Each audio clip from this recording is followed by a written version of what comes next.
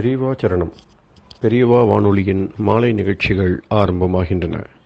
இன்றைய எமது நிகழ்ச்சிகள் நித்திய குரு பாதுகா பூஜா, ஸ்ரீ ரா கணபதி அவர்கள் எழுதிய புத்தகத்தின் ஒளிவடிவம், ஆன்மீக உரை, மகா பெரியவா மகிமை, உபன்யாசம். பெரியவா சரணம். பெரியவா சரணம். அடுத்த நிகழ்ச்சி நித்திய குரு பாதுகா பூஜை. शुक्लां भरदरं विष्णुं शशिवर्णं चतुर्भुजं प्रसन्नवदनं ध्यायेत् सर्वविघ्नोपशान्तये।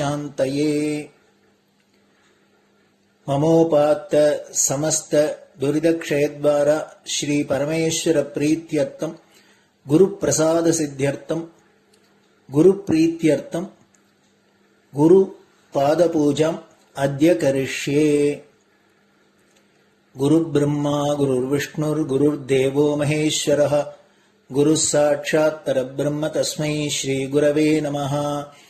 अपारकरुणासिन्धुं ज्ञानदं शान्तरूपिणं श्रीचन्द्रशेखरगुरुं प्रणमामि मुदान्वहम्। सदाशिवसमारम्भां शङ्कराचार्यमध्यमाम् अस्मदाचार्यपर्यन्तां वन्दे गुरुपरम्पराम्. எல்லோரும் குருவை பெரிவாளை தியானம் பண்ணிண்டு அர்ச்சனை பண்ணுவோம். அஷ்டோத்திரம். பெரியவா அஷ்டோத்திரம் பல அஷ்டோத்திரங்கள் இருக்கு. அதுல எளிமையா சுலபமா எது இருக்கோ அதை நான் இப்ப சொல்றேன்.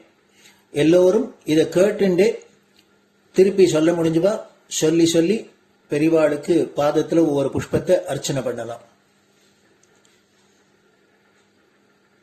ओम श्री कांची कामकोटि पीठाधीश्वराय नमः. श्रीमत् चंद्रशेखरेन्द्र सरस्वती गुरुभ्यो नमः. संन्यासाश्रम शिखराय नमः. काषाय दंडधारिणे नमः. सर्वपीठापहारिणे नमः. स्वामिनाथ गुरवे नमः. करुणासागराय नमः. जगदाकर्षण शक्तिमते नमः. सर्वचराचर हृदयस्थाय नमः. ओम भक्त परिपालक श्रेष्ठाय नमः. धर्म परिपालकाय नमः. श्री जयेन्द्र सरस्वत्याचार्याय नमः. श्री विजयेन्द्र सरस्वती पूजिताय नमः. शिवशक्ति स्वरूपाय नमः. भक्ताभीष्ट प्रदायकाय नमः. ब्रह्मण्य पोषकाय नमः. ब्रह्म विष्णु शिवैक्य स्वरूपाय नमः. कांची क्षेत्रवासाय नमः. कैलाश शिखरवासाय नमः. स्वधर्म परिपोषकाय नमः. चातुर्वर्ण संरक्षकाय नमः. लोकरक्षण संकल्पाय नमः. ओम ब्रह्मनिष्ठापराय नमः. सर्वपापहराय नमः. धर्मरक्षक संतुष्टाय नमः. भक्तार्पितधन स्वीकर्त्रे नमः. सर्वोपनिषत् सारज्ञाय नमः. सर्वशास्त्रगम्याय नमः. सर्वलोक पितामहाय नमः. भक्ताभीष्ट प्रदायकाय नमः. ब्रह्मण्य पोषकाय नमः. नानाविध पुष्पार्चितपताय नमः. रुद्राक्ष क्रीडधारिणे नमः. भस्मोद्दोलित विग्रहाय नमः. सर्वज्ञाय नमः. सर्वचराचर व्यापकाय नमः. अनेक शिष्य परिपालकाय नमः. मनश्चाञ्चल्य निवर्तकाय नमः. अभयहस्ताय नमः. भयापहाय नमः. यज्ञपुरुषाय नमः. यज्ञानुष्ठान रुचिप्रदाय नमः. यज्ञसम्पन्नाय नमः. यज्ञसहायकाय नमः. यज्ञफलदाय नमः. यज्ञप्रियाय नमः. उपमानरहिताय नमः. स्फटिक तुलसी रुद्राक्ष हारधारिणे नमः. चातुर्वर्ण समदृष्टये नमः. ऋग्यजुस्साम अथर्वणादि चतुर्वेद संरक्षकाय नमः. दक्षिणामूर्तिस्वरूपाय नमः जाग्रत् स्वप्न सुषुप्ति अवस्थातीताय नमः कोटिसूर्यतुल्यतेजोमय शरीराय नमः साधुसङ्गसंरक्षकाय नमः अश्वगज गोपूजा निर्वर्तकाय नमः गुरुपादुकपूजातुरन्तराय नमः कनकाभिषिक्ताय नमः स्वर्णबिल्वदलपूजिताय नमः सर्वजीवमोक्षदाय नमः मूकवाक्ताननिपुणाय नमः नेत्रदीक्षादानाय नमः द्वादशलिङ्गस्थापकाय नमः गानरसप्रियाय नमः ब्रह्मज्ञानोपदेशकाय नमः सकलकलासिद्धिताय नमः चातुर्वर्ण्यपूजिताय नमः अनेकभाषासम्भाषण कोविताय नमः अष्टसिद्धिप्रदायकाय नमः ओम श्री शारदामठसुस्थिताय नमः नित्यान्नदानसुप्रीताय नमः प्रार्थनामात्रसुलभाय नमः पादयात्राप्रियाय नमः नानाविधमतपण्डिताय नमः श्रुतिस्मृतिपुराणज्ञाय नमः देवयक्षकिन्नरकिंपुरुषपूज्याय नमः श्रवणानन्दकरकीर्तये नमः दर्शनानन्दाय नमः अद्वैतानन्दभरिताय नमः अव्याजकरुणामूर्तये नमः शैव वैष्णवादिमान्याय नमः श्रीशङ्कराचार्याय नमः दण्डकमण्डलोहस्ताय नमः वीणामृदङ्गसकलवाद्यनाथस्वरूपाय नमः रामकथारसिकाय नमः वेदवेदाङ्ग आगमादिसकलकलासतस्प्रवर्तकाय नमः हृदयगुहाशयाय नमः शतरुद्रीयवर्णितस्वरूपाय नमः केदारेश्वरनाथाय नमः अविद्यानाशकाय नमः निष्कामकर्मोपदेशकाय नमः लघुभक्तिमार्गोपदेशकाय नमः लिङ्गस्वरूपाय नमः सालग्रामसूक्ष्मस्वरूपाय नमः कालड्यां शङ्करकीर्तिस्तम्भनिर्माणकर्त्रे नमः जितेन्द्रियाय नमः शरणागतवत्सलाय नमः श्रीशैलशिखरवासाय नमः डमरुकनादविनोदाय नमः वृषभारूढाय नमः दुर्मदनाशकाय नमः आभिचारिकदोषहर्त्रे नमः मिताहाराय नमः मृत्युविमोचकशक्त्याय नमः श्रीचक्रार्चनतत्पराय नमः दासानुग्रहकारकाय नमः अनुराधानक्षत्रजाताय नमः सर्वलोकख्यातशीलाय नमः वेङ्कटेश्वरचरणपद्मषट्पदाय नमः श्री महात्रिपुरसुन्दरी समेत श्री चन्द्रमौलीश्वर पूजाप्रियाय नमः श्रीमच्चन्द्रशेखरेन्द्र सरस्वती सद्गुरु परब्रह्मणे नमः गुरुभ्यो नमः परमगुरुभ्यो नमः परमेष्टिगुरुभ्यो नमः परात्परगुरुभ्यो नमः गुरुपरम्पराभ्यां नमः गुरुपादुकाभ्यां नमो नमः. அடுத்தது ஊதுபத்தி இருந்தா அதை காமிச்சு தூபம், நெய் தீபம் இருந்தா காமிச்சு அதை நெய் தீபம் தீபம் காமிச்சுட்டு நைவேத்தியம் வெத்தலைப்பாக்கு பழம் இதுலேருந்து ஆரம்பிச்சு அவளுக்கு எது சௌரியமோ அதுபடி நைவேத்தியம் பண்ணலாம். அதுக்கு அடுத்தது கற்பூர ஹாரத்தி பண்ணி எல்லோரும் பிரதட்சிண நமஸ்காரம் பண்ணி பெரியவாள்கிட்ட பிரார்த்தனை பண்ணிண்டு எல்லோரும் க்ஷேமமா இருக்கணும், லோகம் பரம மங்களமா சௌக்கியமா இருக்கணும், எல்லோரும் வியாதி வெக்க இல்லாத ஆயுராரோக்கிய ஐஸ்வர்யத்தோட சாந்தம் அமைதியோட ஞான வைராக்கியத்தோட எல்லோரும் நல்லவர்களாயிருந்து நன்மையை அடையணும்னு பிரார்த்தனை பண்ணி இந்த பூஜையை தினம் செய்யலாம். குரு பிரம்மா குருர் விஷ்ணுர் குருர் தேவோ மகேஸ்வரः குரு சாட்சாத் பரபிரம்ம தஸ்மை ஸ்ரீ குரவே நமஹ. அபார கருணா சிந்தும் ஞானதம் சாந்தரூபிணம் ஸ்ரீ சந்திரசேகர குரும் பிரணமாமி முதான்வகம். சதாசிவசமாரம்பாம் சங்கராச்சாரிய மத்யமாம் அஸ்மதாச்சாரிய பர்யந்தாம் வந்தே குரு பரம்பராம். குரு பாத பூஜை நிறைவடைஞ்சது. பெரியவா சரணம். பெரியவா சரணம். பெரியவா வானொலியில் நேயர்கள் அடுத்து கேட்க இருப்பது ஸ்ரீ ரா கணபதி அவர்கள் எழுதிய புத்தகத்தின் ஒளி வடிவம். அளிப்பவர் ஸ்ரீமதி உமா சங்கர் அவர்கள். தேனினும் இனிய சொல்லான் தீச்சுடர் மேனி கொண்டான் ஊனுயிர்க்குயிரதான ஒன்றினைக் கலந்து நின்றான் ஏனினிக் கவலை நெஞ்சே இன்றுனக் அருள் செய்தான் இஞ்ஞானவான் காமகோட்டி நாதனை நம்புவோமே. ஜெய ஜெய சங்கர ஹரஹர சங்கர. மகாபெரியவாளின் உபன்யாசங்களை ரா கணபதி அண்ணா தெய்வத்தின் குரல் என்ற பெயரில் 7 பாகங்களாக தொகுத்து நமக்கு அளித்ததின் முதல் பாகத்தின் அடுத்த பகுதி. வேற்றுமையில் ஒற்றுமை. வர்ண தர்மத்தை பார்க்கும்போது எனக்கு ஒன்று ஞாபகம் வருகிறது. முதலில் ஆகாய கப்பலில் காற்றுப்பையை கேஸ் பேக் ஒன்றாக அமைத்தார்கள். பிறகு அதில் ஓர் ஓட்டை விழுந்துவிட்டால் கூட கப்பலே கெட்டு விழுந்து விடுகிறது என்று கண்டு கொண்டார்கள்.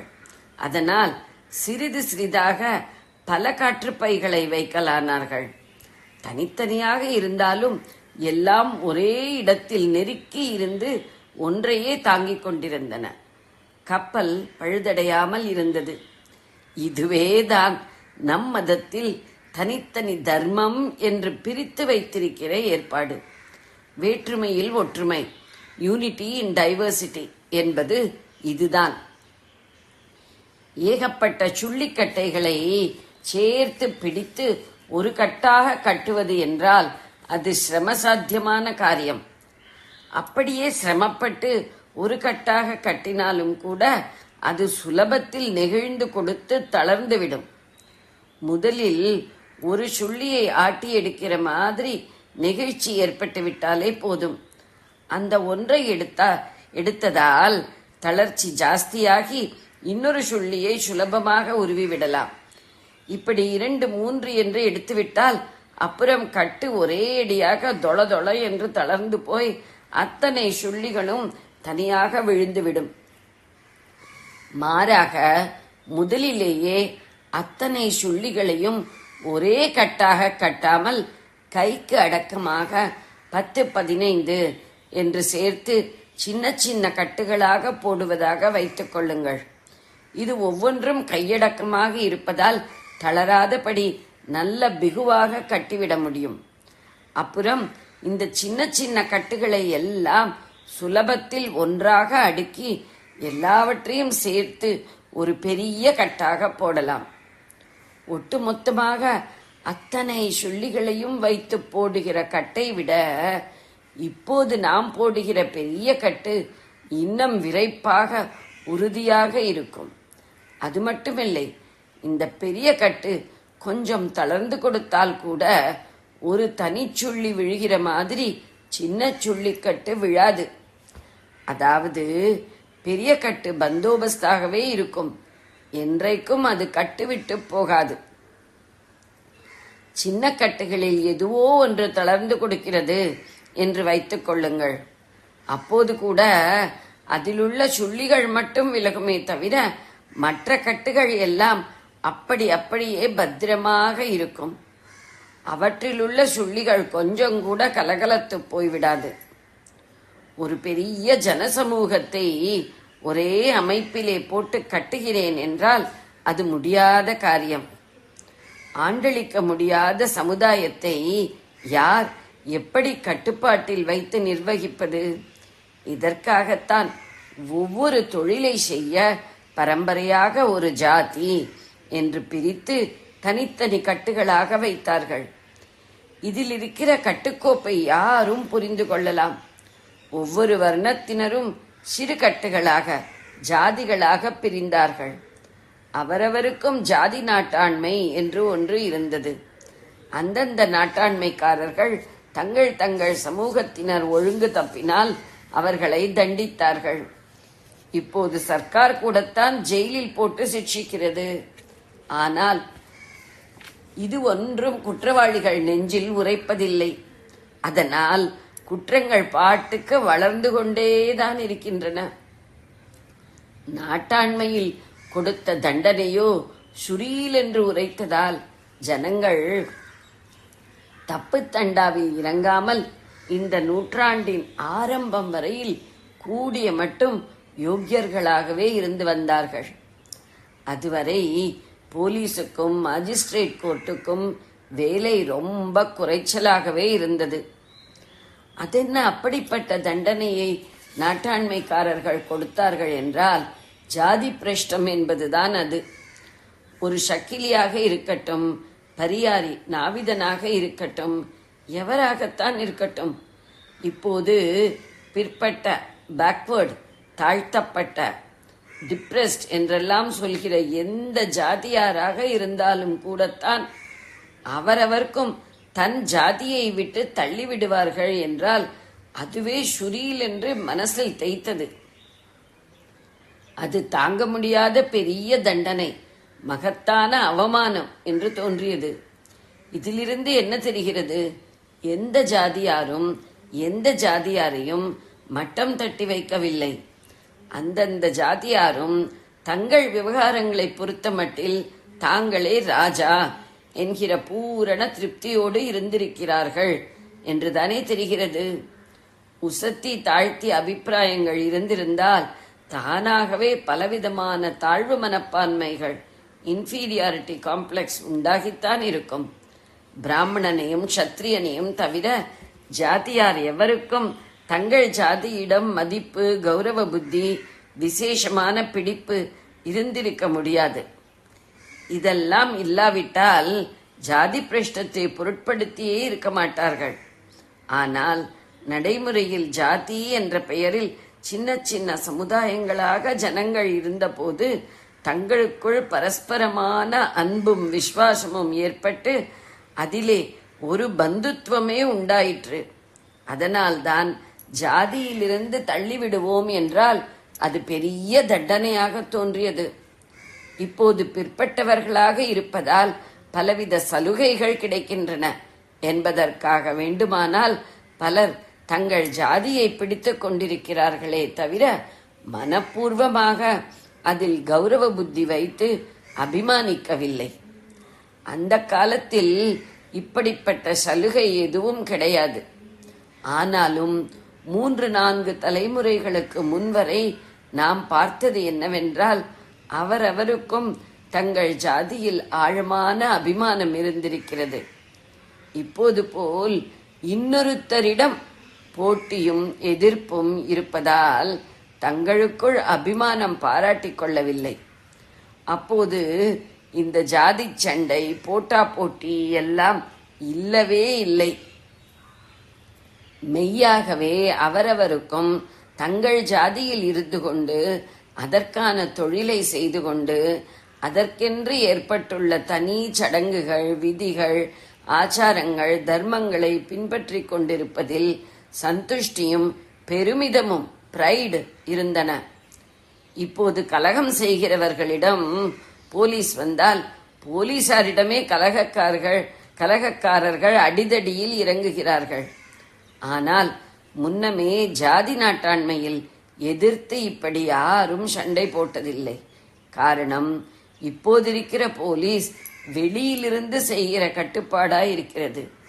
ஜாதி நாட்டாண்மையிலோ நம்மவர்கள் என்ற பாந்தவியம், அபிமானம் இருந்தது.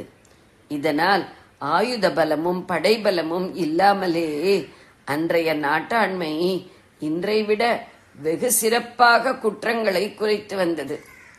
எல்லாரும் ஜாதி, அதற்கான தொழில், அதற்கென்று ஏற்பட்ட ஆச்சாரங்கள் என்று பிரிந்து இருந்தும் ஒற்றுமையாக இருந்தார்கள்.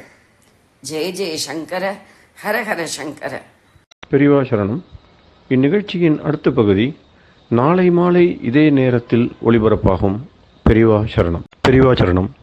பெரியவா வானொலியில் நேயர்கள் அடுத்து கேட்க இருப்பது திரு கவிக்கண்ணன் அவர்களின் ஆன்மீக உரை. பெரியவா சரணம். ராம் ராம். ஸ்ரீ குருப்யோ நமஹ.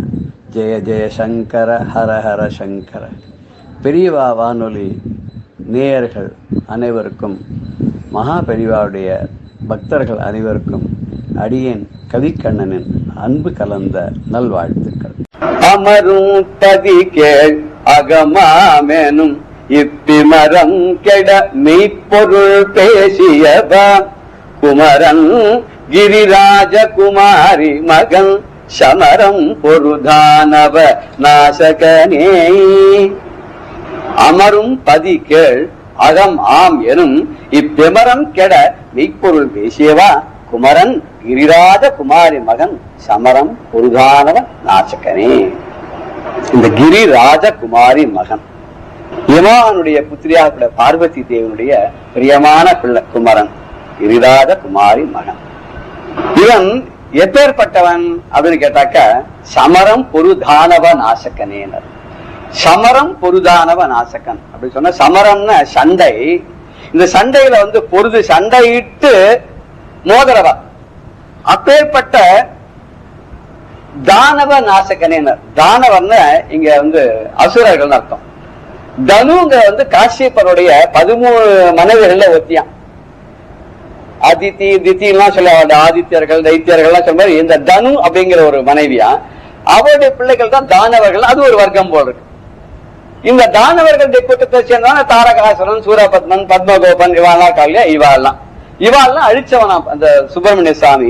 அது சொல்லும்போது சமரம் பொருதானவ நாசகனே. இந்த போர்ல சண்டையிட்டு மோத வந்தானே அந்த தானவர்கள், அந்த தனுடைய பிள்ளைகள், அந்த அசுரர்கள்லாம் இவெல்லாம் அழிச்சவனாக்கான அவன் குமரன் கிரிராஜ குமாரி மகன். என்றும் குமரன், அவன் என்னன்னைக்கும் குமரன் அப்படின்னு சொன்னாக்க இளமை மாறாதவன் அர்த்தம். அதுக்கு எல்லாருமே பல விஷயம் வரும். குமரன் அப்படின்ற போது இளையவன் அப்படின்னு தான் சொல்றோம். இளைஞன், இளையவன், குமார். நம்ம பேர்லாம் கூட வைக்கிறோம், குமார் அப்படின்னு வைக்கிறோம். குமரன் சில பேர் வச்சுக்கிறார். குமார் குமரன் அதைத்தான் சொல்றது.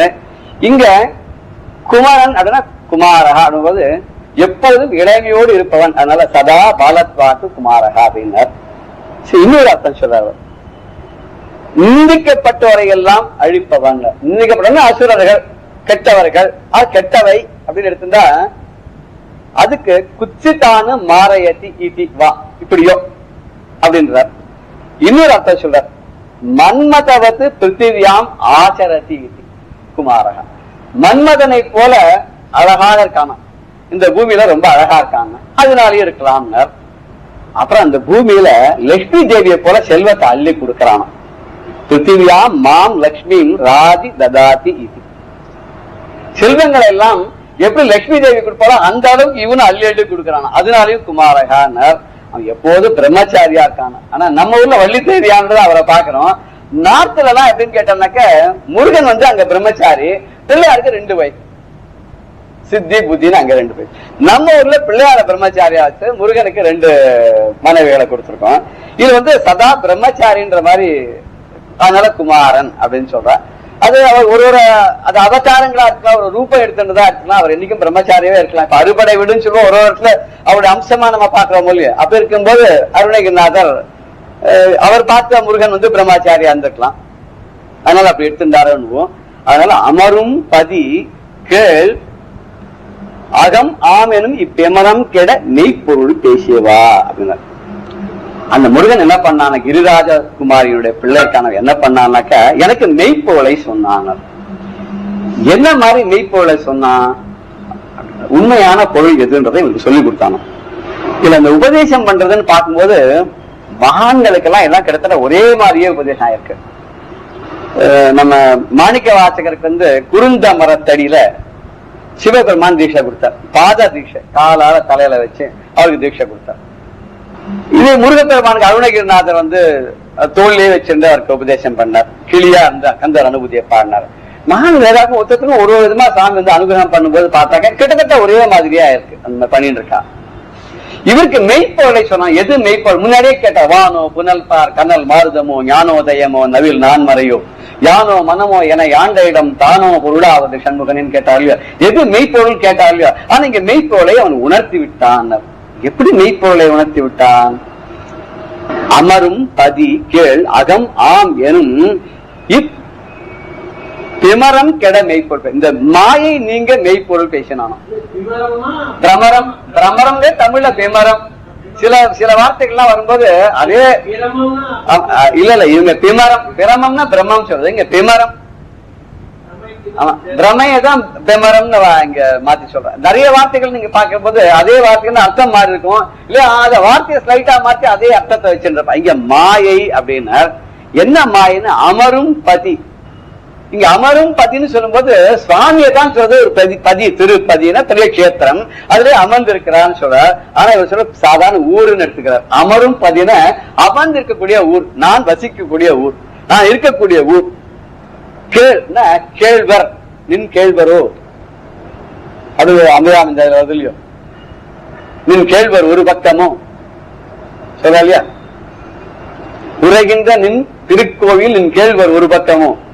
கேள்வர்னா அங்க கணவன் அர்த்தம். சாதாரண கேள் அப்படின்னு சொன்னாக்க அது சுற்றத்தார் உறவினர்கள் அர்த்தம். கேள்வர்னா ஏன் பேர் வந்துன்னு வாரியார் ரொம்ப அழகா சொல்லுவான்.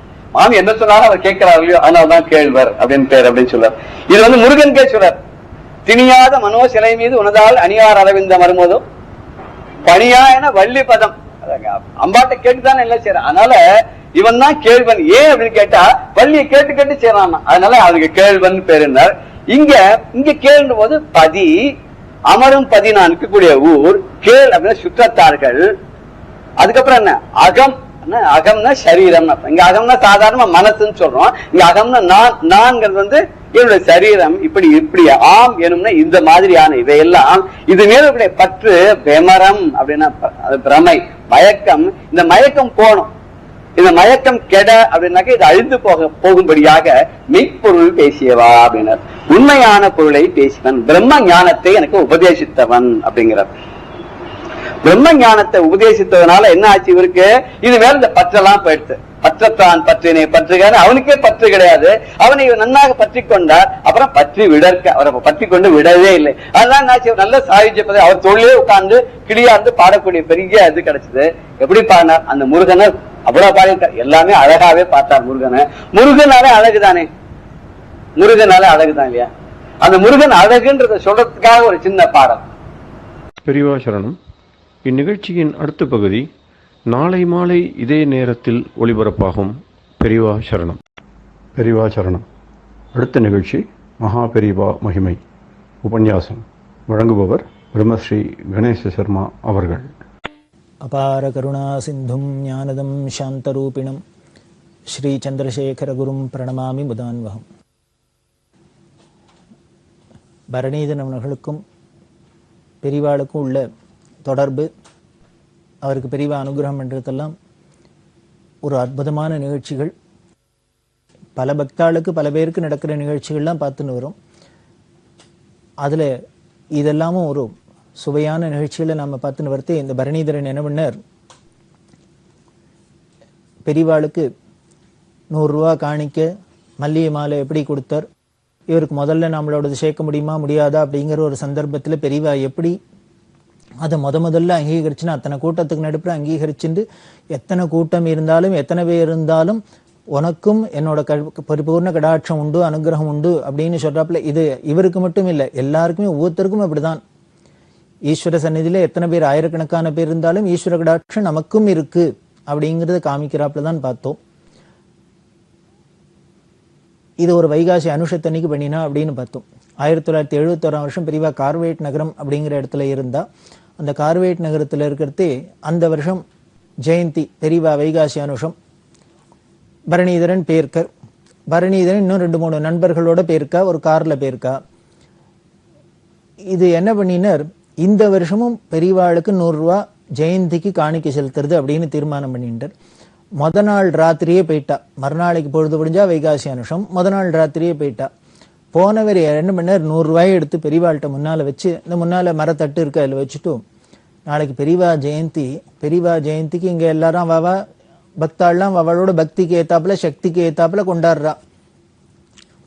என்னால் முடிஞ்சது 100 ரூபா பாத காணிக்க வச்சிருக்கேன், இதை பெரியவா நாளைக்கு ஜெயந்தி உற்சவத்தில் இங்கே நடக்கிற வைபவத்தில் இதையும் சேர்த்துக்கணும் அப்படின்னு சொல்லிட்டு வச்சார். பெரியவா உடனே என்ன பண்ணினா, நீ எதில் வந்திருக்கேள் நீங்கள்லாம் அப்படின்னா, காரில் தானே வந்திருக்க. ஆமாம் அப்படின்னா. டிரைவர் வந்திருக்காரோ அப்படின்னா, வந்திருக்கார் அப்படின்னா. அப்போ அந்த டிரைவரை கூப்பிடு, நீ ஒன்று பண்ணு, நான் இங்கேருந்து ஒரு பையனை அனுப்புகிறேன், கூட ஒருத்தர் ஆளை அனுப்புகிறேன், இங்கே பக்கத்தில் புத்தூருக்கு போய் சொல்லும், இந்த 100 ரூபாயை எடுத்துன்னு போய் சொல்லும், பாத்திரம் எடுத்துன்னு போய் இந்த 100 ரூபாய்க்கும் தயிர் வாங்கிட்டு சொல்லும் புத்தூர்லேருந்து அப்படின்னா. டிரைவரை கூப்பிடுன்னா உடனே உத்தரவு பண்ணிட்டா, நீ இந்த கூட இந்த ஆள் வருவார், இவரோட போய் புத்தூரில் போய் தயிர் கிடச்சின்னா தயிரை 100 ரூபாய்க்கு தயிரை வாங்கிட்டு வந்துடும் அப்படின்ட்டா. பழனின்னு அந்த டிரைவர், அவருக்கு ஒரே சந்தோஷம். அவர் ஏற்கனவே அடிக்கடி பரணிதனோடு போய் போய் பெரியவாளை பற்றி பிரபாவம் தெரியும். பெரியவா நம்மளை கூப்பிட்டு இப்படி ஒரு உத்தரவு பண்ணிட்டாளே அப்படின்னு பெரியவாள்கிட்ட ரொம்ப பிரியம், பரம சந்தோஷம். ஆஹா வாங்கிட்டேன் அப்படின்னு அவர் கிளம்பிட்டார். இந்த பரணிதரன் கூட வந்தவா 2-3 பேருக்கெல்லாம் ஆச்சரியம். 100 ரூபாய்க்கு தயிரை வாங்கி என்ன முடியாது, இந்த காலம் மாதிரி இல்லை, அந்த காலத்தில் 100 ரூபாய்க்கு தருனா நிறைய கிடைக்கும். 71 அப்படின்னா 1971 100 ரூபாய்க்கு தயிர் வாங்கி இந்த இடத்துல பெரியவாளோ ஒரு குளக்கரையில் உட்காந்துட்டு இருக்கா. இதை என்ன பண்ண போறார், எதுக்கு 100 ரூபாய்க்கு தயிர் வாங்கிட்டு சொல்றா பெரியவா, புரியல. ஆனால் பெரியவா சொல்றா. அந்த டிரைவர்கிட்ட கேட்ட, ஏன்பா போய் வாங்கிட்டு வர முடியுமா, கிடைக்குமா அப்படின்னு. அவர் சொன்னார், பெரியவா சொல்லிட்டாளோ இல்லையோ, பெரியவா உத்தரவு பண்ணால் காரியம் நடந்துட்டுது, அவ்வளவுதான். பெரியவா உத்தரவு மீறி உலகத்தில் அண்டச்சராச்சரத்தில் ஒன்றும் கிடையாது. பெரியவா ஒன்று சொல்லிட்டாள்னா அதை நிறைவேற்ற வேண்டியது நம்மளோட கடமை, காரியம் தானே நடந்துடும். நான் கவலைப்படாத போகிறேன் அப்படின்ட்டு. ஏன்னா ராவேளையாக இருக்கிறதுனால இவாளுக்கு யோஜனை. அந்த ஆளையும் வச்சுன்னு கார் எடுத்துன்னு நேராக புத்தூருக்கு போனார். இவாள்லாம் யோஜனை பண்ணி உட்காந்துருக்கா, ஆளுக்கு ஒன்றா சொல்லிட்டு இருக்கா, இந்த தயிர் வந்தால் இதை பண்ண சொல்லுவாளாக்கும் பெரியவா, அதை பண்ண சொல்லுவாளாக்கும் அப்படின்னு. நாமளாவே அனுமானம் பண்ணிக்க வேண்டியதான். நாம நினைக்கிறாப்பெல்லாம் அங்கே ஒன்றும் நடக்காது. பெரியவா இதுக்கு மேலே ஏதானு ஒன்று சொல்லுவா. போயிட்டு கொஞ்ச நேரம் கழிச்சு இந்த பழனி டிரைவர் வந்தவர் என்ன சொன்னார், இவாள்லாம் படுத்துட்டு இருக்கா, எத்தனை நேரம் பேசின்னு இருக்கிறது, படுத்துட்டு இருக்கா. அவர் சொன்னார், இல்லை புத்தூருக்கு போனோம், கிடைக்கல, 100 ரூபாய்க்கு தயிர்லாம் அங்கே கிடைக்கல, அதனால நான் திரும்பி வந்துட்டேன். பெரியவாளும் 100 ரூபாய்க்கு தயிர் வேணும்னு சொல்லியிருக்கா, வாங்கினா 100 ரூபாய்க்கு தயிர் வாங்குறது அப்படின்னு. அவரோட உறுதியை பாருங்க. பெரியவா சொன்னதை அப்படியே கேட்கணும் அப்படின்னு. திரும்பி வந்துட்டேன் அப்படின்னு சொன்னவர் இவாள்லாம் பார்த்தா, ஏதோ கிடைச்சதையான வாங்கிட்டு வந்து ஒன்றும் இல்லைங்கிறதுக்கு இதையானு சொல்லலாம்னா, இவர் வாங்கினா 100 ரூபாய்க்கும் தயிர் வாங்குவேங்கிற, இல்லையா ஒன்றும் இல்லாத வந்திருக்காருன்னு. உடனே அந்த டிரைவர் பழனியை சொன்னேன், இங்கே கிடைக்காது, திருப்பதியில் கிடைக்கும்னு சொல்கிறா. அதனால நான் திருப்பதிக்கு போய் வாங்கிட்டு வந்துடுறேன், பொழுது விடியறதுக்குள்ளே வாங்கிட்டு வந்துடுறேன். ஏன் திருப்பதிக்கு போயிட்டு வரணும், அதனால் உங்கள்கிட்ட சொல்லிட்டு போகலான்னு வந்தேன், திருப்பதிக்கு போய் வாங்கிட்டுறேன் அப்படின்னு. சரி இவாள்லாம் உடனே அதுக்கு போகிறதுக்கு கை செலவுக்கு பணத்தை எல்லாம் கொடுத்துட்டு போயிட்டு ஜாக்கிரதையாக போயிட்டு வாங்கிட்டு வாங்க அப்படின்னு 2 பேரையும் அனுப்பிச்சுட்டா. இவாள்லாம் படுத்துட்டாச்சு. போனா மணி 1 ஆச்சு, 2 ஆச்சு, 2:30 ஆச்சு, 3 ஆச்சு, அவரை காணும். தயிர் வாங்க போனவாள் இவாளுக்கெல்லாம் ஒரு மாதிரி விசாரம் வந்துடுத்து, கவலை வந்துடுத்து, நல்லபடியாக வரணுமே அப்படின்னு. ஆனால் 4 மணி வாக்கில் ஆயிடுத்து. அந்த சமயத்தில் அவர் தூக்கோட 100 ரூபா தயிரோட வந்தார். இவர் வரத்துக்கும் பெரியவா உள்ளேந்து கதவை திறந்து விஸ்வரூப தரிசனம் கொடுக்கறதுக்கும் சரியா இருந்தது.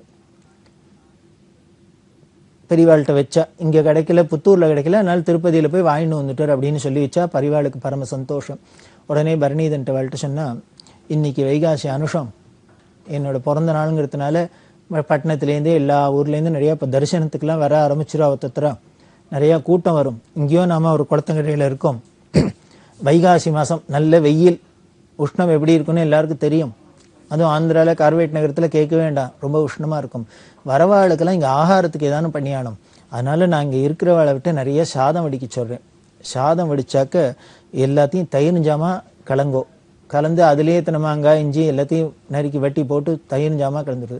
வரவா அத்தனை பேருக்கும் தயிர் ஜாத்தை நீனே உங்கள் கையால் கொடு எல்லாருக்கும். இங்கே வந்தவாள்லாம் தரிசனம் பண்ணிவிட்டு அவள் வயிறார குளிர் தயிர் அதை சாப்பிட்டு போட்டோம். இந்த வெயிலுக்கு ரொம்ப ஹிதமாக இருக்கும் எல்லாருக்கும். அதுக்காக தான் தயிர் வாங்கிட்டு வச்சுனேன். அப்புறம் தான் இவளுக்கு புரிஞ்சுது, நாம் ஏதோ எதுக்காகன்னு நினச்சிருந்தா பெரியவா எப்படி பிளான் பண்ணியிருக்கா, மறுநாளைக்கு எப்படிலாம் கூட்டம் வரும், இந்த கூட்டத்துக்கு எப்படி எல்லாருக்கும் படி அளக்கணும் அப்படிங்கிறதுக்காக இந்த தயிரை வாங்கிட்டு வர சொல்லியிருக்கான்னு. அதே மாதிரியே மறுநாளைக்கு பொழுது விடிஞ்சுது.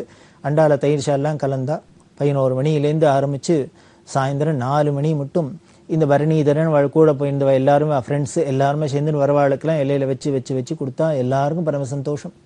இப்போ ஏற்பட்ட ஒரு காட்டிலையும் வந்து பெரியவா தரிசனத்துக்கு தரிசனம் கிடைக்கிறது, வயிறார ஆகாரமும் கிடைச்சிது. எல்லாரும் பரம சந்தோஷத்தோடு போனால். அன்னைக்கு சாயந்தரம் இவ கிளம்பி வரா.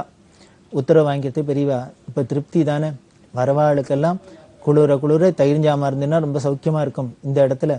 அதுக்காக தான் இன்னைக்கு ஜெயந்தியாவும் இருக்கு. எல்லாரும் வந்த கூட்டத்துக்கெல்லாம் நீ அன்னதானம் பண்ணி நாப்பில் இருக்கணும், அதனால தான் தயிர் வாங்கிட்டு சொன்னேன், கொடுத்தேன். உனக்கும் திருப்தி தானே, வந்தவாளுக்கெல்லாம் திருப்தி, வாங்கிட்ட வாளுக்கெல்லாம் திருப்தி, சாப்பிட்ட வாளுக்கும் திருப்தி, சாதம் போட்ட வாளுக்கும் அதை விட திருப்தி இருக்குமே, திருப்தி தானே அப்படின்னு சொல்லி அனுப்பிச்சா இவருக்கு பரம சந்தோஷம். நாம ஏதோ இந்த 100 ரூபா காணிக்கே பெரியவாளுக்கு நடக்கிற அந்த வைபவத்துல இதையும் சேர்த்துக்கணும், அணில் மாதிரி சேர்த்துக்கணும் அப்படின்னா பெரியவா என்ன பண்ணிட்டார், ஒரு பெரிய அன்னதான கைங்கரியத்தையே நமக்கு கொடுக்குறாப்புல கொடுத்து அனுகிரகம் பண்ணிட்டா. இதுதான் நாம தான் நினைச்சுட்டு இருக்கோம், 100 ரூபா தானே, 500 ரூபா தானே, 1000 தானே அப்படின்னு. ஈஸ்வரனுக்கு இந்த வேல்யூ, மணி வேல்யூ வச்சுன்னு அவரோட கிருபை இருக்கிறது இல்லை. எப்படி இருக்குன்னு நம்மளோட பாவத்தை பொறுத்தது. பத்திரம் புஷ்பம் பலம் தோயும் சுவாமி கீதையில சொல்றாரே, நீ என்ன வேணா பண்ணு, எனக்கு என்ன பவுனா கொடுக்கணும், வெள்ளியா கொடுக்கணும், அப்படித்தான் கொடுக்கணும், அப்படித்தான் இருக்கணும் இல்லை. உனக்கு கையில கிடைச்சது உன் சக்திக்கு உள்ளது என்ன முடியும். ஒரு பூ முடிஞ்சா போடு, இல்ல ஒரு பழம் முடிஞ்சா பண்ணு, ஒண்ணும் இல்லையா ஒரு எங்கேயான இலையை பறிச்சு போடு, ஒண்ணும் இல்லையா ஒரு சொட்டு தண்ணி. தண்ணீர்னா என்ன, ஒரு டம்ளர்ல தண்ணி எடுத்து ஊத்துறது இல்லை, கண்ணீர். கண்ணால காதலாகி கசிந்து கண்ணீர் மல்கி அப்படின்னு சொல்றாரு ஞானசம்பந்தர். அது மாதிரி ஈஸ்வரா இப்பேற்பட்ட உனக்கு என்னால வேற ஒன்றும் பண்றதுக்கு சக்தி இல்லை அப்படின்னு கண்ணால ஒரு சொட்டு தண்ணி விட, அதுவே அவருக்கு பிரீத்தி. அதனால பகவானுக்கு அந்த பாவம் தான் முக்கியமே வழியே நாம இத்தனை ரூபா கொடுக்கணுமா, இதுவா அதுவா, அதெல்லாம் அங்க லட்சியமே கிடையாது. இந்த பரணிதரன் இந்த நிகழ்ச்சி நமக்கு அதுதான் காமிக்கிறது. ஏதாவது 100 ரூபா தானே கொடுக்குறோம் அப்படின்னா அந்த 100 ரூபாலேயே எத்தனை பேருக்கும் வயிற குளிர ரொப்பராப்புல பெரியவா ஒரு அனுகிரகம் பண்றா அப்படின்னா அது பெரியவாளோட அந்த பிரபாவத்தை காமிக்கிறது, நம்மளோட பக்தியும் காமிக்கிறது. இப்படிதான் பண்ணினா சரி, இவா திரும்பி கிளம்ப போறா. கிளம்புறதே கேட்டா, நீங்க கார்ல தானே வந்திருக்கேன்னா முதல்லயே சொல்லியாச்சு, எத்தனை பேர் வந்திருக்கீங்க கார்லன்னா, 3 பேர் வந்திருக்கோம் அப்படின்னு. உடனே பெரியவா கிட்ட, பின் சீட்ல 3 பேர் உட்காரலாம் இல்லையோ, உட்காரலாம். முன் சீட்ல எத்தனை பேர் உட்காரலாம் அப்படின்னா, டிரைவரை தவிர இன்னும் 2 பேர் உட்காரலாம் அப்படின்னா.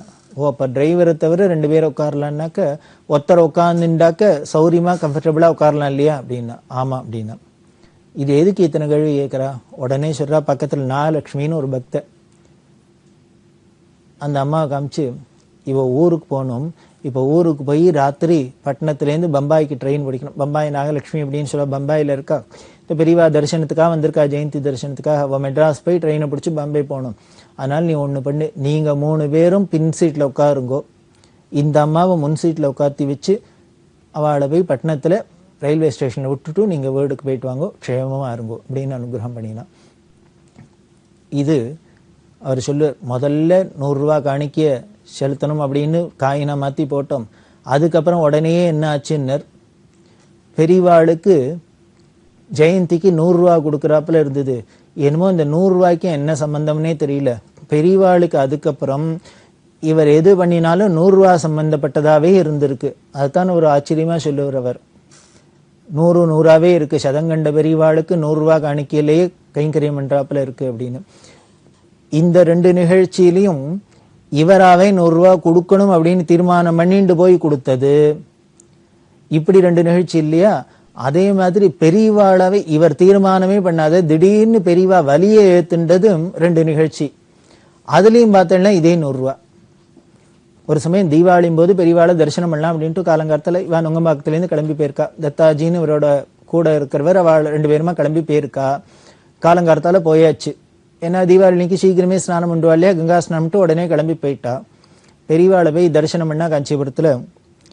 பெரியவா இவர்கிட்ட சொல்றா, இன்னைக்கு தீபாவளிக்கு வந்திருக்க, நான் ஒன்று சொன்னா நீ பைய ஒன்று செய்வியா, கைங்கரியம் பண்ணுவியா அப்படின்னு. இவர் சொன்னேன், எது பண்ணாலும் காத்துருக்கேன் அப்படின்னு. எனக்கு தீபாவளி இன்னைக்கு என்கிட்ட கைங்கரியம் பண்ணுறவா இருக்கா, அவளுக்கெல்லாம் வேஷ்டி கொடுக்கணும், புதுசாக வேஷ்டி துண்டு கொடுக்கணும், அதனால நீ வாங்கி தரியா அப்படின்னா. வேஷ்டி வாங்கி கொடுக்குறியா அப்படின்னு. இவர் பார்த்தார், இதை எதிர்பார்க்கல. அவளுக்கு 4-5 பேருக்கு வேஷ்டி வாங்கணும்னா அந்த காலத்து விலைக்கு ஒரு வேஷ்டி துண்டுக்கு 100 ரூபாயானும் வேணும். என்கிட்ட நான் பணம் கொண்டு வரலையே, இவர் அது மாதிரி எடுத்துட்டு போகல, எதிர்பார்க்கல. அத்தனை வேஷ்டி வாங்குறாப்புல என்கிட்ட பணம் கொண்டு வரலையே. உடனே பெரியவா, நீ பணம் கொண்டு வரலைன்னா ஒன்று பண்ணு, யார்ட்டானு கடன் வாங்கியானு வாங்கி கொடுத்துரும், அதுக்கப்புறம் இப்போ வேஷ்டியை வாங்கி கொடுத்துரும், அப்புறம் அவளை கடன் அடைச்சிரும் அப்படின்னு. இவர் பார்த்தார், என்ன தர்மம் இடத்துல கடன் வாங்கியானும் பெரியவா வலிய தர்மம் நினைச்சிடறாளே அப்படின்னு. இப்படி யோஜனை பண்ணிட்டு அவர் தத்தாங்கிற பக்கத்துல இருக்கிற சொன்னார், தத்தாஜி பெரியவா ஒரு உத்தரவு பண்றா, அப்போ போய் நீனுமா அது இதுன்னு சொல்லிட்டு இருக்க, ஆகட்டும் பண்றேன்னு சொல்லு, பணம் வேணும்னா நான் கொடுக்குறேன், நீ உங்ககிட்ட இல்லை இல்லைன்னு அங்கே போய் பெரியவாள்கிட்ட சொல்லிட்டு இருக்காத. பெரியவாளுக்கு தெரியாதா இருக்கா இல்லையான்னு? அப்படி நம்மகிட்ட இல்லைன்னு சொன்னா கூட யார்ட்டேன்னு வாங்கியான்னு கைமாத்து வாங்கியான்னு பண்ணுன்னு சொல்றான்னா அதுக்கு ஏதோ காரணம் இருக்கு, பெரிய அனுகிரகம். அதனால பண்றேன்னு சரின்னு மட்டும் ஒத்துக்கோ அப்படின்னு. சரி பண்றேன் அப்படின்னு. சரி பண்ணு அப்படின்னா என்ன நின்றுட்டு இருக்க, போய் வாங்கிட்டு வா கடையில் அப்படின்னா. அப்போ பார்த்தா மணி 6:30 மணி கார்த்தால. இவர் சொன்னார் மணி 6 தான் ஆறுது, 8 மணி 9 மணிக்கு மேலே தான் கடை திறப்பா, அதனால கடை திறந்தோன்னு போய் வாங்கிட்டு வந்து கொடுக்குறேன் அப்படின்னா. அதெல்லாம் இல்லை, இப்பவே போய் வாங்கிட்டு வா அப்படின்னு.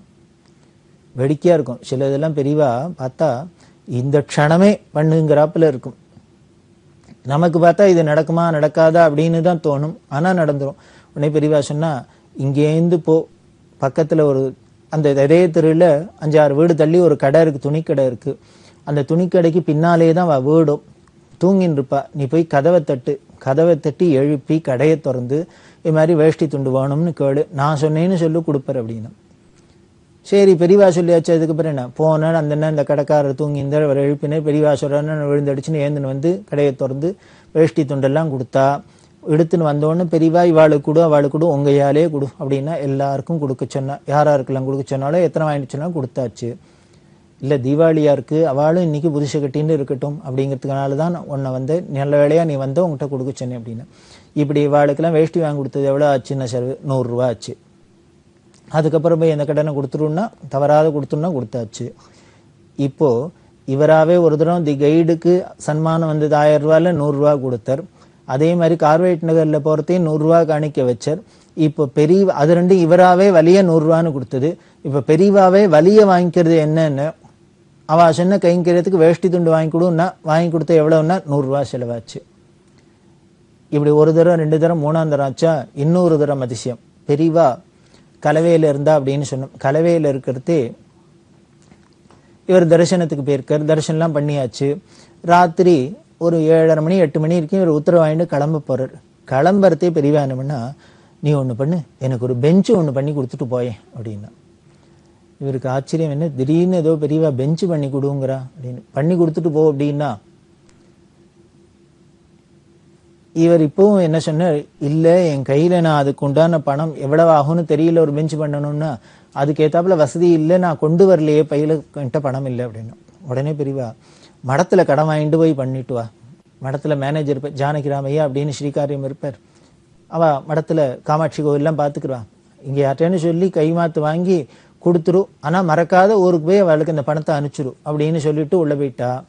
இவர் வெளியில வந்துட்டார். வெளியில வந்து அந்த ஜானகிராமையிட்ட சொன்னார், பெரியவா உத்தரவு பண்ணியிருக்கா, பெஞ்சு பண்ணி கொடுத்துட்டு போங்கிறா, எனக்கு எவ்வளவு செலவாகும் என்ன ஏதுன்னு புரியல, கையில பணமும் இல்லை, என்ன பண்றது அப்படின்னு. இதே ஜானகிராமையா சொன்னார், அதெல்லாம் கவலைப்படாத, மடத்து பணம் இருக்கு, நான் எடுத்து தரேன், எத்தனை வேணா வாங்கிக்கோ, பெஞ்சு என்ன ஆறுதோ பண்ணி கொடுத்துட்டு போனேன். இவர் சொன்னார், யார்ட்டையானு கைமாத்து வாங்கிக்கோன்னு சொல்லிக்கானால மடத்து பணத்திலேருந்து கொடுத்தாங்க. மடத்து பணத்திலேயே எடுத்து மடத்துக்கே பண்றதுக்கு பெரியவாளுக்கு பண்றது நியாயம் இல்லை. நீங்க உங்களோட சொந்த பணத்துல இருந்தா கொடுங்கோ, நான் அதை அடைச்சுடுறேன் அப்படின்னு. அவர் உடனே அவர்கிட்ட 100 ரூபா வாங்கிட்டு அவர் உடனே சொன்ன, பக்கத்துல இங்க யாரை போய் கேட்கறது, இங்க அதுக்கு பண்றவா இருக்காளா, கார்பெண்டர் இருக்காரா, என்ன பண்ணலாம் அப்படிங்கிறது அவரே சொன்னார். அதெல்லாம் கவலையே பட வேண்டாம், இங்க நான் 10 அடி நடந்தீங்கன்னாக்க ஒரு கடை இருக்கு, அதுல ஒரு ஆசாரி இருக்காரு, அவர்கிட்ட போய் கேளு. இப்ப மணி 8:30 ஆயிடுத்து, அவர் இனிமே பூட்டின்னு போயிடுவார், நீ அதனால சீக்கிரம் போய் அவரை பிடிச்சி இது மாதிரி பண்ணி தரணும்னு சொல்லு, பெரியவா சொல்றான்னு சொல்லு, அவர் பண்ணி கொடுப்பார் அப்படின்ட்டு 100 ரூபா பணத்தையும் கொடுத்து இங்க வந்தா. அதே மாதிரி அவர் கடையை சாத்துன்னு கிளம்புறதுக்கு இருந்த சமயத்துல இவ போய் பிடிச்சு மாதிரி பெரியவாளுக்கு ஒரு பெஞ்சு பண்ணி தரணும், இப்ப பொழுது விடியறதுக்குள்ள பண்ணணும், இப்பயே பண்ணணும் அப்படின்னா அவர் உடனே இதுக்கு என்ன மரம் எல்லாம் வேணும் அப்படிங்கிறத லிஸ்ட் போட்டு என்ன பண்ண, நீங்க போய் பக்கத்துல போய் இடத்துல வாங்கிட்டு வாங்கோ, நான் அதுக்குள்ள போய் சாப்பிட்டுட்டு வந்துடுறேன், பண்ணிவிடலாம் அப்படின்னு. இவாள் அதே மாதிரி போய் வாங்கிட்டு வந்தா. இந்த ஆளு பண்ண ஆரம்பிச்சார்.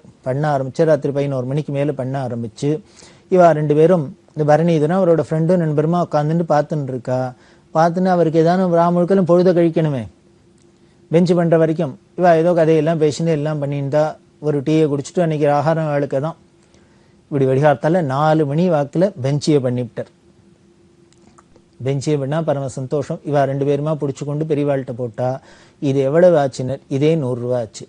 மரம் வாங்கினது, இவருக்கு கூலி கிளி எல்லாம் 100 ரூபா ஆச்சு. பெரியவாளுக்கு ராவோட ராவா ஒரு பெஞ்சியை பண்ணி கொண்டு அர்ப்பணம் பண்ணியாச்சு. மறுநாளைக்கு காலங்கார்த்தால இவா கிளம்பி வரப்போறா. பெரியவா விடிய விடிய சிவராத்திரி மாதிரி முழிச்சுந்தியாக்கும் பெஞ்சு பண்ணணுங்கிறதுக்காக அப்படின்னு பண்ணி அனுகிரகம் பண்ணி அவளுக்கு பிரசாதத்தை கொடுத்து அனுப்பிச்சா. இப்படி ஒரு தரமாச்சு, 2 தரமாச்சு, 3 தரமாச்சு, 4 தரமாச்சு. திருப்பி திருப்பி இவர் என்ன கைங்கரியம் பண்ணினாலும், இவராகவே பண்ணினாலும் 100 ரூபாயாவே இருக்கு, பெரியவாளாவே கேட்டு இதானம் பண்ணிட்டாலும் 100 ரூபாயாவே இருக்கு அப்படின்னு அவருக்கு பரம சந்தோஷமா இருக்கும். இந்த 100க்கும் ஏதோ பெரியவாளுக்கும் நமக்கும் ஏதோ சம்பந்தம் இருக்கு போல இருக்கு, இப்படி 100 ரூபாயிலேயே அனுகிரகம் இருக்கே அப்படின்னு. இப்படி பல நிகழ்ச்சிகள் இப்படி இருக்கிறதே பெரியவானம்னா, காளஹஸ்தியில ஒரு தினம் வேதா சதஸ் நடந்துட்டு இருக்கிறதே, ஆகம சில்ப சதஸ். பெரியவா அவர்கிட்ட கேட்டா, உங்க வாசன் நீ கூப்பிட்டாக்க இங்க வருவரோ அப்படின்னு. எஸ் வாசன் பெரிய பொசிஷன்ல இருக்கிறவர். இவர் பெரியவா சொன்னாலேன்ட்டு கேட்டாக்க என்ன சொல்ல முடியும், வருவரா மாட்டாருன்னு நமக்கு என்ன தெரியும், போய் வேணா சொல்லி பார்க்கலாம். உடனே இவர் மெட்ராஸ்க்கு வந்தார், வாசன்கிட்ட சொன்னார், பெரியவா அவங்கள வர முடியுமான்னு கேட்கறா, எப்போ சௌரியப்பட்டதோ வரச்சொற அப்படின்னா. வாசனுக்கு ஒரே சர்ப்ரைஸ், பெரியவா நம்மளை கூப்பிட்டு அனுப்புறாளே எதுக்கு வர சொன்னா. உடனே ஒன்று தெரிஞ்சுக்கோ, பெரியவா உத்தரவு வருது, ஏன் சௌரியம்லாம் இல்லை, பெரியவா சொல்லிட்டாள்னா உடனே பண்ணிட வேண்டியது அந்த காரியத்தை. பெரியவாளுக்கு எப்போ சௌரியம்னு கேளு, அப்போ நான் வரேன் அப்படின்னு. உடனே என்ன பண்ண, நீ இப்பயே கிளம்பி திருப்பி போ, பெரியவாள்கிட்ட போ, பெரியவாள்கிட்ட கேளு, எப்போ நான் வந்தா பெரியவா உத்தரவு பண்ணாலோ அப்போ வரேன்னு சொல்லு, நான் ரெடியா இருக்கேன், நீ அங்கே போயிட்டு எப்போ என்ன வர சொல்றான்னு பெரியவா அங்கேருந்து ஃபோன் பண்ணி நான் உடனே கிளம்பி வரேன்னு. இவர் போய் பெரியவாள்கிட்ட கேட்டா, நாளைக்கு சாயந்தரம் 4 மணிக்கு வர சொல்லு அப்படின்ட்டா. இதே மாதிரியே வாசன் மறுநாளைக்கு சாயந்தரம் 4 மணிக்கு வந்தார். பெரியவா அவர்கிட்ட பல விஷயங்கள் பேசியிருந்தா. தனியா வர்ணீதரன் கண்ணன் எல்லாரையும் அந்தண்ட போய் சொல்லிட்டா. போயிட்டு பெரியவா அவரோட பல விஷயங்கள் பேசியிருந்திருக்கா. அது என்ன பேசினா எது ஒன்றும் தெரியாது. கடைசியில அந்த பேச்சு முடிகிற சமயத்துல என்ன பண்ணா, பரணிதர கிட்டக்க வான்னு கூப்பிட்டா. இவர் கிட்டக்க போறதே பெரியவா பரணிதன்ட்ட சொல்லிட்டு இருக்கார், வாசன்ட்ட சொல்லியிருக்க, வாசன் பெரியவாள்கிட்ட சொல்லிட்டு இருக்கார், பெரியவா என்ன சொல்றாலோ பண்றதுக்கு காத்துருக்கேன், உத்தரவு பண்ணணும் அப்படிங்கிற. உடனே பெரியவா அவர்கிட்ட சொல்றா, எல்லாம் எனக்கு என்ன வேணும்னு இவனுக்கு தெரியும், இவனை கேட்டுக்கோ, அவன் என்ன சொல்றானோ அதை எனக்கு பண்ணு அப்படின்னா ஏந்துனுட்டா. பக்கத்துல கோவில், அந்த கோவில் இந்த கல்வெட்டுலாம் அழிச்சுன்னு போய் வாசனை காமிச்சு எல்லாம் பண்ணி உத்தரவு கொடுத்து அனுப்பிச்சாச்சு. இவர் மறுநாளைக்கு வீட்டுக்கு வந்தாச்சு. வீட்டுக்கு வந்த உடனே பரணிதரனை கூப்பிட்டார். கூப்பிட்டு, பெரியவா உங்ககிட்ட கேட்டுக்கு சொன்னா, பெரியவா என்ன என்கிட்ட எதிர்பார்க்கறா, என்ன வேணும்னு தெரியல, பண்ணுன்னு சொல்லியிருக்கா, அதனால நீ உனக்கே தான் தெரியும், எனக்கு என்ன வேணும்னு இவனுக்கு தெரியும், இவன் என்ன சொல்றானோ அந்த பண்ணுன்னு சொல்லியிருக்கா, நீ சொல்லு பெரியவாளுக்கு என்ன வேணும் இப்போ தேவை, நான் என்ன பண்ணணும்னு சொல்லு அப்படின்னு. இது பரணிதனுக்கு தர்ம சங்கடமா இருந்தது. பெரியவா என்ன மனசுல வச்சுட்டு அவர்கிட்ட எதிர்பார்த்தா கேட்கறான்னு தெரியல. வர சொல்லி நம்ம தலையில பொறுப்பை கட்டிட்டா, நாம சொல்றது சரியா இருக்குமா, கூட இருக்குமா, குறைச்சி இருக்குமா, என்ன ஏதுன்னு புரியாது அப்படின்ட்டு அவர் என்ன பண்ணார், பெரியவா ஏன் என்கிட்ட இப்படி சொல்றான்னு தெரியல, எனக்கு பெரியவாளுக்கு என்ன வேணும் என்ன எதிர்பார்க்கறன்னு தெரியலன்னா. வாசன் சிரிச்சுட்டே சொன்னார், என்னைய அது பெரியவாளான்னா உன்னை கேட்டுக்கோ, நீ சொல்றத பண்ணுங்கிற, நீ நானா எனக்கு தெரியாது பெரியவாளை தான் கேட்கணுங்கிற, இப்ப நான் என்னதான் பண்றது, அதனால ஒண்ணு பண்ணு, திருப்பி பெரியவாள்கிட்டயே போ, அவள்கிட்ட நீனே விவரமா கேளு, என்ன சொல்றாளோ அதை பண்றேன் அப்படின்னு. உடனே பழையபடி திருப்பி பெரியவாள்கிட்ட போனேன். பெரியவாள்கிட்ட போய் வாசன் கேட்குற என்ன பண்ணணும்னு கேட்குறார்.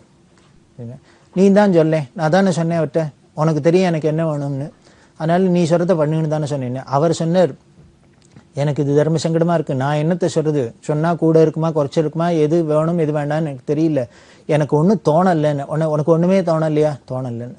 அப்ப நீ ஒண்ணு பண்ணு, மேனேஜர்கிட்ட போ, இந்த தர்ம பிரச்சாரத்துக்காக அங்கங்க சின்ன சின்னதா ஸ்லோகங்கள் இது மாதிரிலாம் போட்டு எல்லாருக்கும் நாம போல போஸ்ட்லாம் அனுப்பிச்சு விநியோகம் பண்ணிட்டு இருக்கோம், இதுக்கெல்லாம் போஸ்டேஜ் என்ன செலவாகுதுன்னு போய் கேட்டுண்டு வா அப்படின்னு. இவர் உடனே பரணிதன் போய் கேட்குற மடத்துல ஆஃபீஸில் கேட்குற, அவா எல்லாம் பார்த்துட்டு ஒரு மாதத்துக்கு தோராயமாக 100 ரூபா செலவாகும் அப்படின்னு. வந்து பெரியவாள்கிட்ட சொன்னார், இந்த போஸ்டேஜெல்லாம் 100 ரூபா செலவாகும்னு சொல்கிறோம். உடனே அப்போ ஒன்று பண்ணு, நீ வாசன்கிட்ட போய் இந்த போஸ்டேஜ் செலவை மாதம் மாதம் அவரை ஒத்துக்க சொல்லும், மாதம் 100 ரூபா மடத்துக்கு கொடுக்க சொல்லும் இந்த போஸ்டேஜுக்காக தர்ம பிரச்சாரத்துக்கு அப்படின்னு.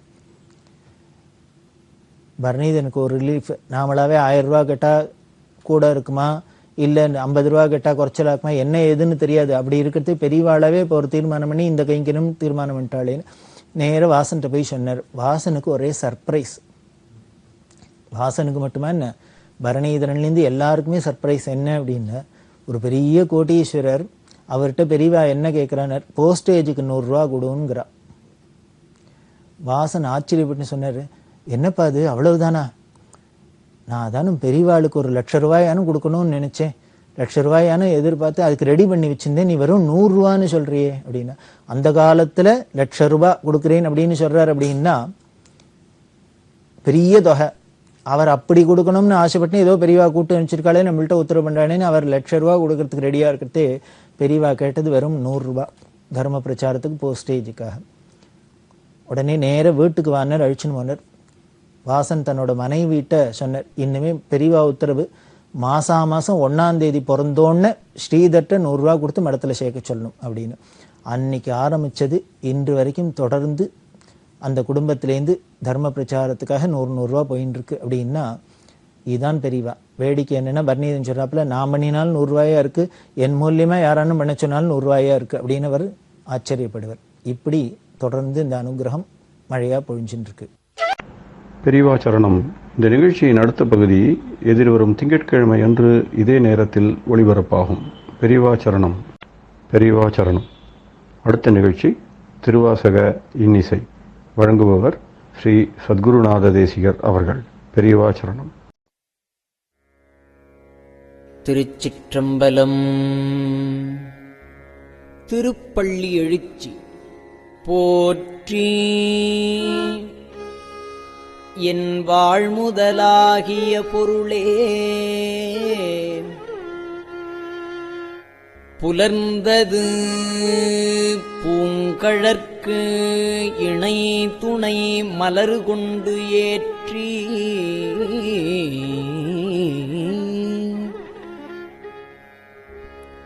நின் திருமுகத்து எமக்கு அருள் மலரும்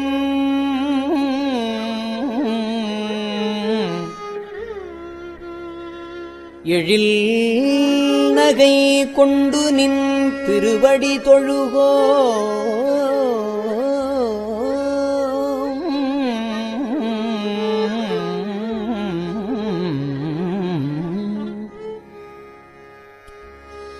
சேற்று இதழ் கமலங்கள் மலரும் தன்வயல் சூழ் திருப்பெரும் துறை உரை சிவபெருமானே.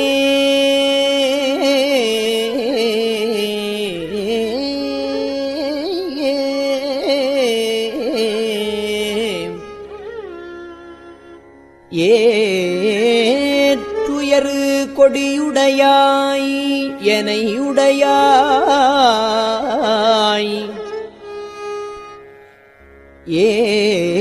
ஏற்றுயரு கொடியுடையாய் எனையுடையாய்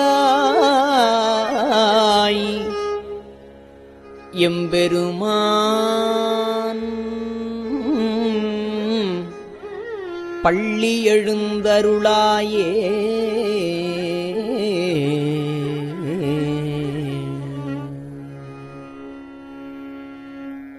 அருணன் இந்திரன் திசை அணுகினன் அருணன் இந்திரன் திசை அணுகினன் இருள் போய் அகன்றது.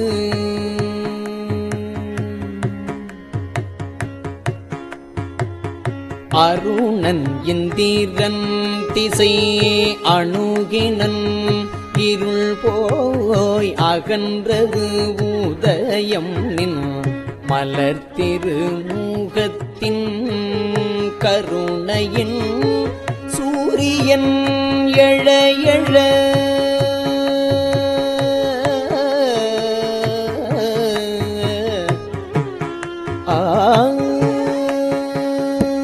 கருணையின் சூரியன் எழ எழ நயன கடிமலர் மலரமற்று அண்ணலம் கண்ணாம் திரள் நிறை அறுபதம் முரல்வன இவையோர் திருப்பெரும் தூரை உரை சிவபெருமானே.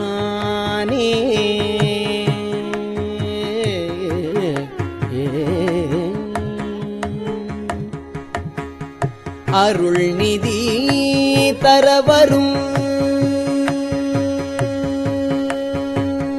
அருள்நிதி தரவரு ஆனந்தமலையே அருள்நிதி தரவரு ஆனந்தமலையே அலைகடலே பள்ளி எழுந்தருளாயே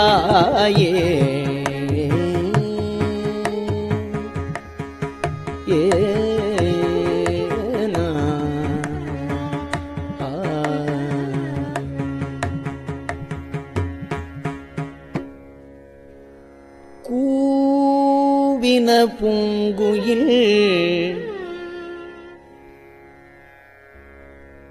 கூவின பூங்குயில்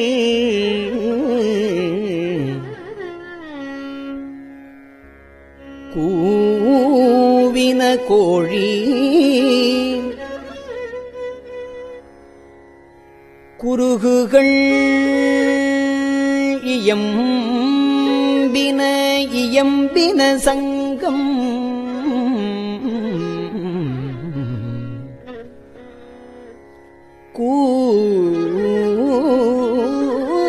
கூவின பூங்குயில் கூவின கோழி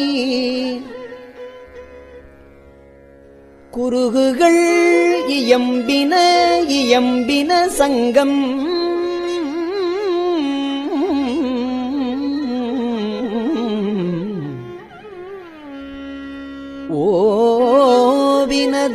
ஓவினதாரகை ஒளி ஒளி உதயத்து ஒரு படுகின்றது விருப்பொடு நமக்கு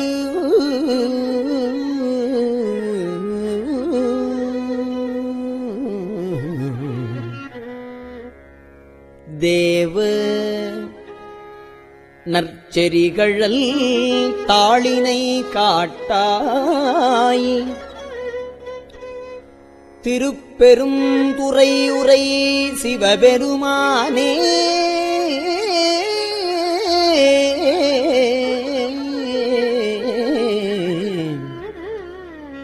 யாவரும் அறிவறியாய் எமக்கு எளியாய்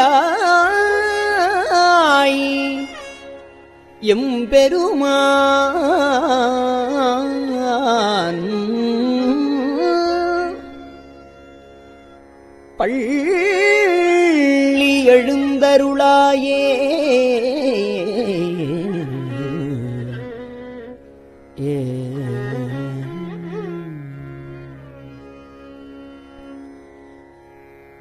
இன்னிசை வீணையர் யாழினர் ஒருவால்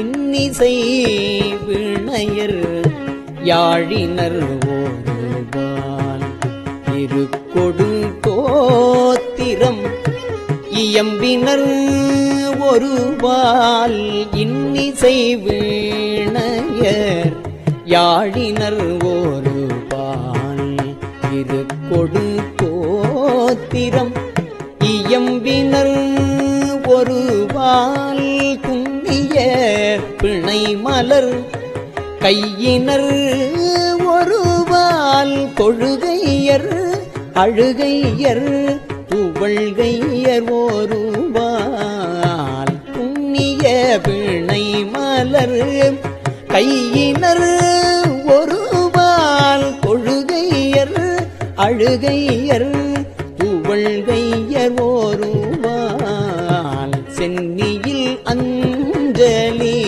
கூப்பினர் ஒருவால் திருப்பெரும் தூரை உரை சிவபெருமானே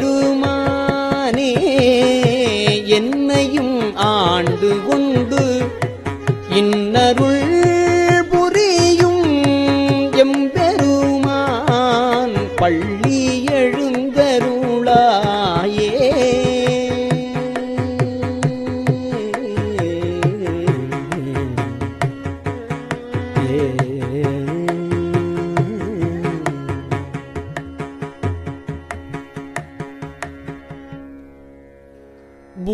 பூதங்கள் தோறும் நின்றாய நின்னல்லா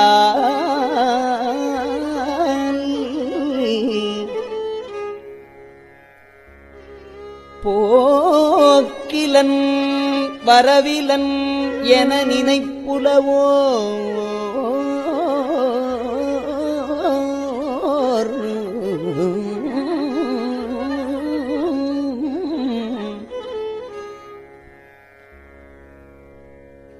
கீதங்கள் பாடுதல் ஆடுதல் நல்ல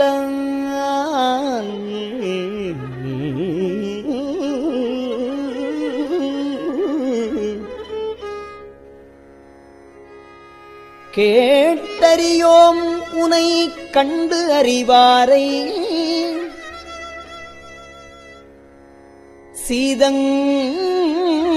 சீதங்கொள் வயல் திருப்பெருந்துறை மன்னா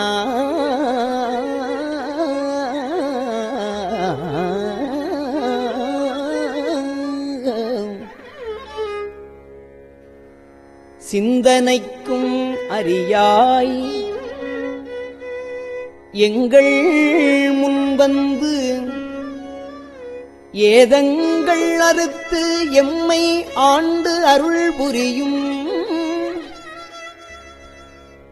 எம்பெருமான்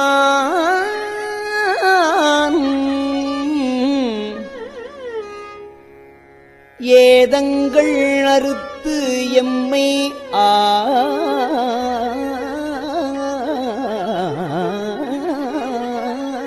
ஆண்டு அருள் புரியும் எம்பெருமான் பள்ளி எழுந்தருளாயே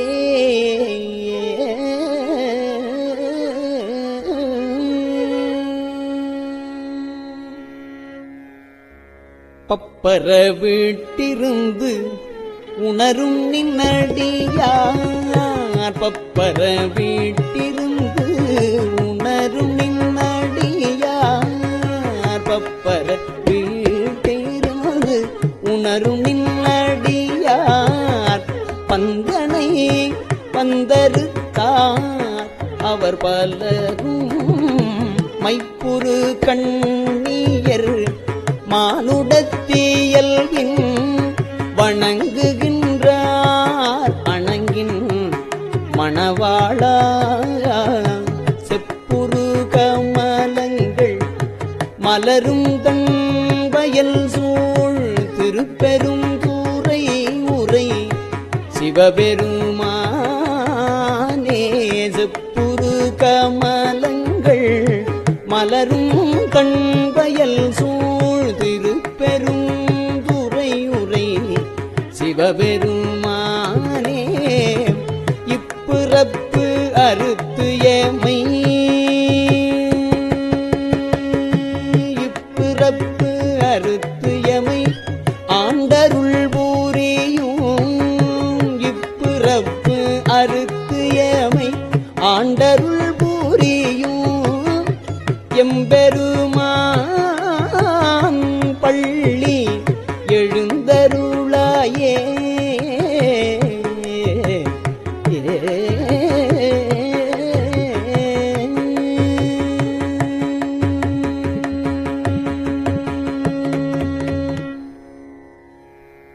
அது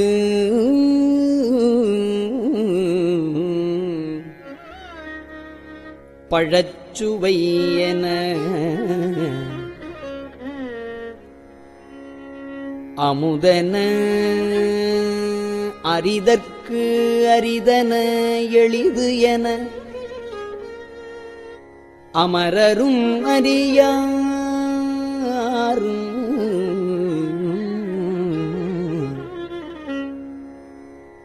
இது அவன் திருவுரு இவன் அவன் எனவே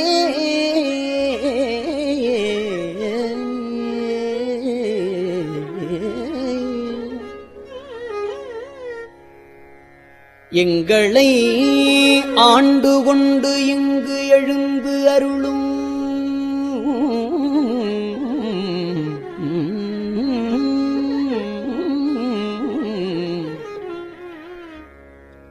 மதுவளர் பொழில் திரு உத்தர கோசமங்கையுள்ளாய்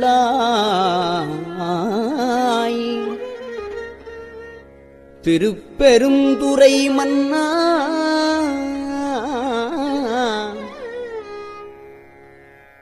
திருப்பெருந்துறை மன்னா எது எமை பணிகொளுமாறு அது கேட்போம்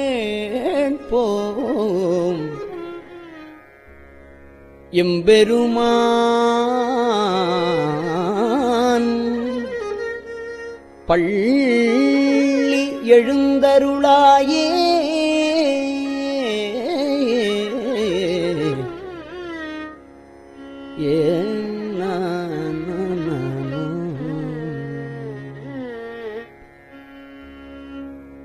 முந்திய முதல் நடு இறுதியும் ஆனாய் முந்திய முதல் நடு இறுதியும் ஆனாய் மூவரும் அறிகிலர் யாவர் மற்றறிவார் முந்திய முதல் நடு இறுதியும் ஆனாய் மூவரும் அறிகிலர் யாவர் மற்றறிவார் பந்தனை விரலியும் பந்தனை விரலியும் நீயும் நின்னடியார் வந்தனை விரலியும் நீயும் நில் அடியார் பழங்குடில்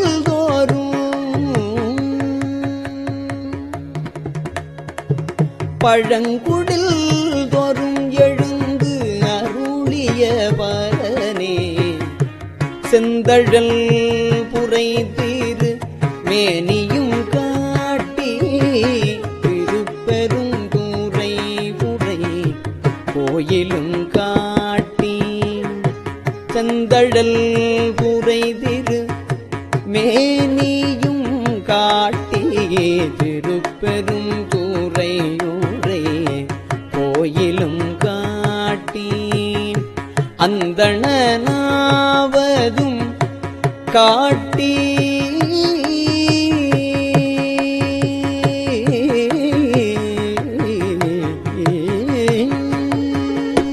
அந்தணன் ஆவதும் காட்டி வந்து ஆண்டாய் ஆரமுதே பள்ளி எழுந்தருளாயே ஆரமுதே பள்ளி எழுந்தருளாயே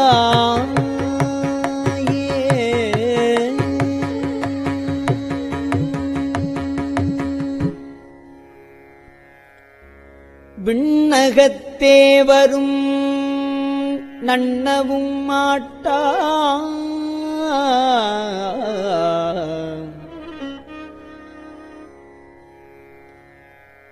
விழுப்பொருளே உன தொழுப்படியோங்கள்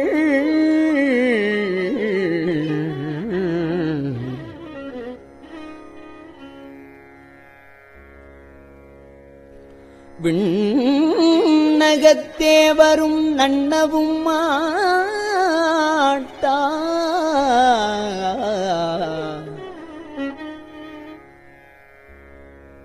விழுப்பொருளே உனத் தொழுப்படியோங்கள் மண்ணகத்தே வந்து வாழச் செய்தானே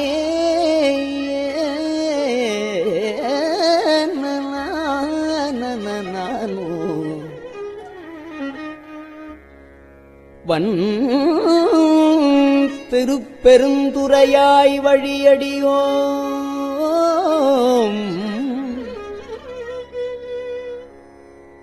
கண்ணகத்தே நின்று களிதருதேனே கடலமுதே கரும்பே விரும்படியார் எண்ணகத்தாய் உலகுக்கு உயிரானாய்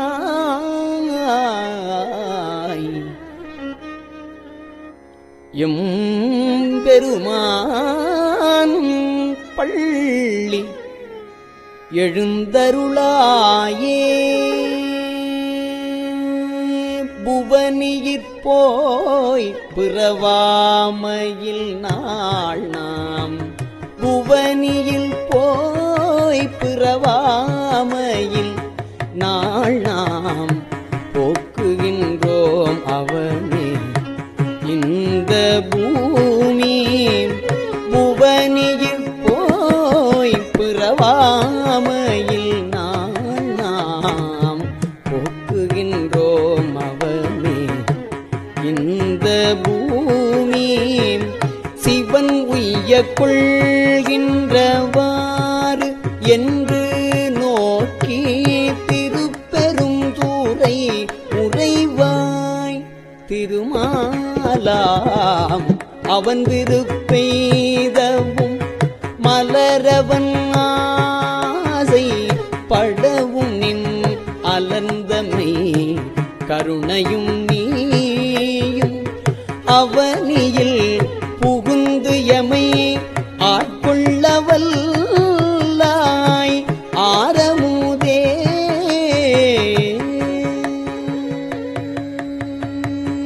அவனியில் புகுந்தமை ஆட்கொள்ளவல்லாய் ஆரமுதே பள்ளி எழுந்தருளாயே ஆரமுதே பள்ளி எழுந்தருளாயே எழுந்தருளாயே எழுந்தருளாயே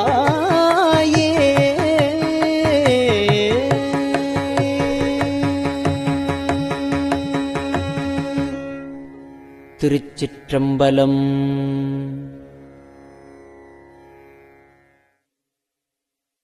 பெரியவா சரணம். இந்நிகழ்ச்சியின் அடுத்த பகுதி நாளை மாலை இதே நேரத்தில் ஒளிபரப்பாகும். பெரியவா சரணம். பெரியவா சரணம். பெரியவா வானொலியின் இன்றைய நிகழ்ச்சிகளின் நிறைவாக திருப்பொன்னூசல் வழங்குபவர் சத்குருநாத தேசிகர் அவர்கள். பெரியவா சரணம். திருச்சிற்றம்பலம். திரு பொன்னூசல். ஆணோ அலியோ அறிவையோ என்று இருவர் காணா கடவுள் கருணையினால் தேவர்குழாம் நாணாமே உய்ய ஆட்கொண்டு அருளி நஞ்சுதனை ஊனாக உண்டருளும் உத்தரகோசமங்கை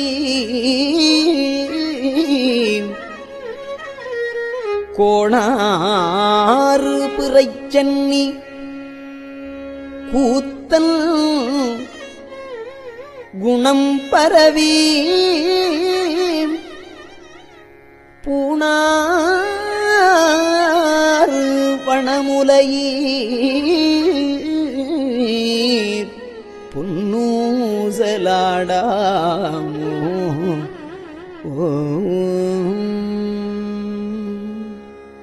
திருச்சிற்றம்பலம்.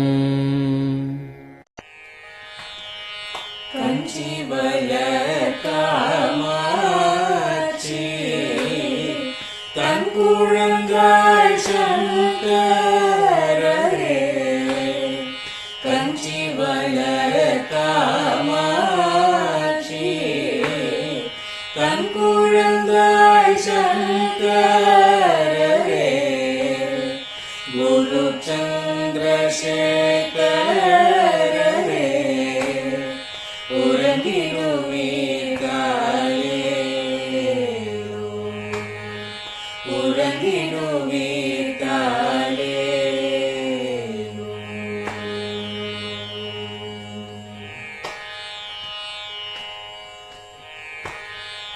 ஆதிகுரு சங்கரராய் அன்றொரு நாள்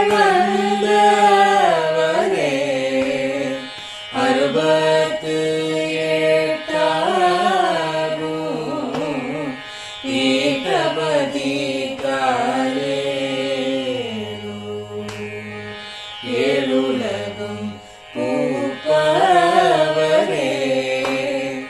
காப்பவரே கரப்பவரே எல்லோர்க்கும் அருள்பவரே உலகிடுவீர்காலே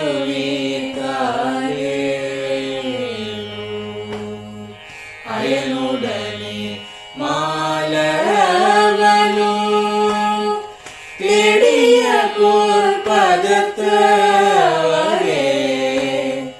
அருமறைகள் சாற்றும் முயல் மலர்பதமே காலே முக்தி நிலை எய்திடவே சக்தி தரும் சத்குருவே முக்தி நிலை எய்திடவே சக்தி தரும் சத்குருவே நித்தமெங்கள் நாவீசையில் நித்திரை கொள்தாயே நித்தமெங்கள் நாவீசையில் நித்திரை கொள்தாளே நித்தமெங்கள் நாவீசையில் நித்திரை கொள்தாளே.